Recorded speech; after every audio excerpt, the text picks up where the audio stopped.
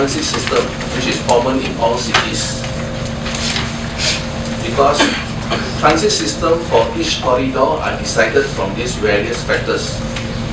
First, like the vision of the state government is to target 40% public transport mode share, meaning that if you can see the traffic growth is so much, the state hopefully can change people, 40% of these people using cars to using public transport. In Singapore, they have achieved 60%. Okay, after you can see something. Then after that, travel, demand and development, the area where we are going through, the corridor we are going through, is the travel, demand and the development that is taking place. We have to see what are the future development there.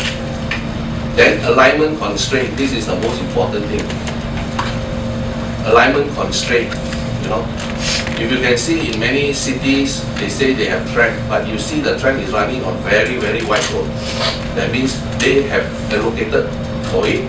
Or if you see Melbourne, the track is there and the road expand both sides of it.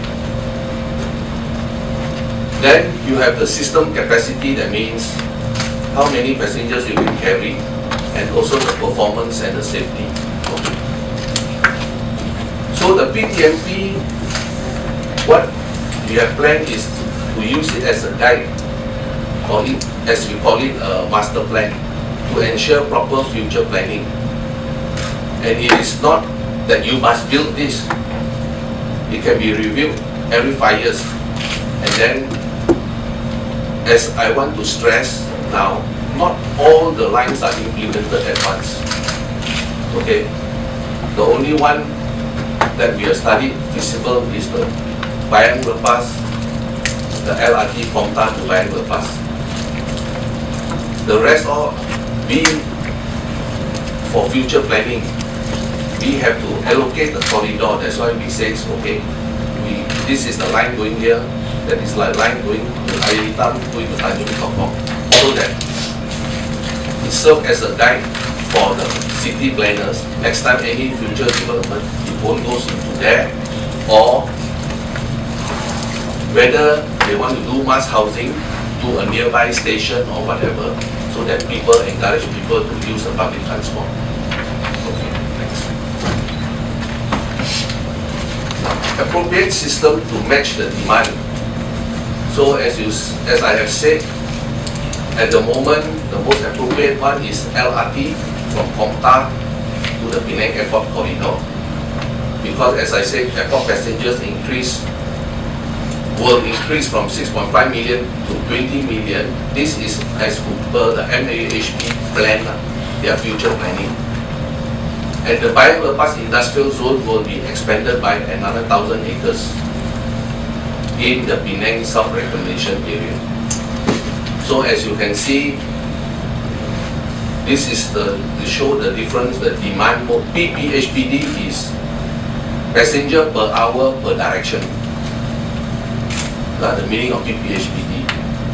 So in HELPRO, they estimate is less up to year 2013. That's why they recommended track. But we have to do a projection up to 2055, because the rail system is very expensive to construct. We don't want to construct something that after 15 years obsolete, and then you're going to spend a lot of money to redo. To redo means that that 5 years of construction, you will have no more system left, and there will be another havoc. Okay. So for us, we have complemented the HELPRO, DMP. We added 2 areas, Bayang Lepas extension to SRS, where to the actually is the South Reclamation, Penang South Reclamation. And also the one which we also want to look into is Georgetown Butterworth LRT, because now, as you know, from KL down to Butterworth is already double track, and there's a ETS electric train servicing it. So we also plan that next time these people get down from Butterworth station, just take the LRT and then they can come over to Georgetown. So this is also in the long-term planning. Comparison between system, this is the some of the rule of thumb comparison. LRT definitely has a higher performance in terms of capacity, speed, and journey time. So the difference between LRT, monorail, tram, BRT, and bus. These are all the difference now. Tram, what we talk about here now are those typical tram. That means they are not the high-speed tram. Those that goes on the street, they stop every junction and all these things, they go junction, they are not a dedicated lane for high-speed tram.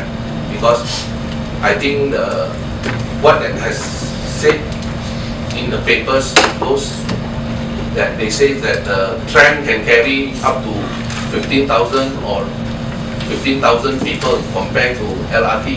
Yes, but then if you need a high capacity, you need to have a dedicated lane. When it comes to intersections, either you have to go, that means the tram go underneath, the roads all have to go on top, or you have to improvise a signaling system that when this tram comes, all the traffic light cars have to stop. But in this particular tram, which is a lower capacity, is that they work together with the cars, which you must be in a disciplined community, like in Zurich or whatever. You see, even the cars can follow behind the tram, which is you cannot imagine doing it in Penang. So, you try this. and these cities, the car cannot overtake a tram. If a tram goes so slow, you also must follow so slow. But I don't think in our local culture we are able to take it now. So this kind of tram, okay, at rate it is only for like construction cost. They are comparing, is 40 million. This 40 million actually is just laying the track and the rolling stock. That's all. Ground improvement, relocation of utilities, these are not taken into consideration. Now, if you see my note there at the bottom there, to have a dedicated tramway with high capacity, that means you must have a dedicated tramway. Cost is estimated to be more than 220 million, higher than the LRT. Why? Because you have utility, relocation, land acquisition, time, and all these things, which I will show you later. Why is it so? Thanks. Now, why do we have multiple transit systems? This is quite common in big cities because certain areas where you go in, you don't have that demand. So why you want to build overcapacity? So some examples of cities that have multiple transit systems is London. They have given 5 types: underground metro, light rail, tram, commuter rail, high-speed train. And in Paris, you have 4. Amsterdam also you have 3. So it is not uncommon to have multiple transit systems.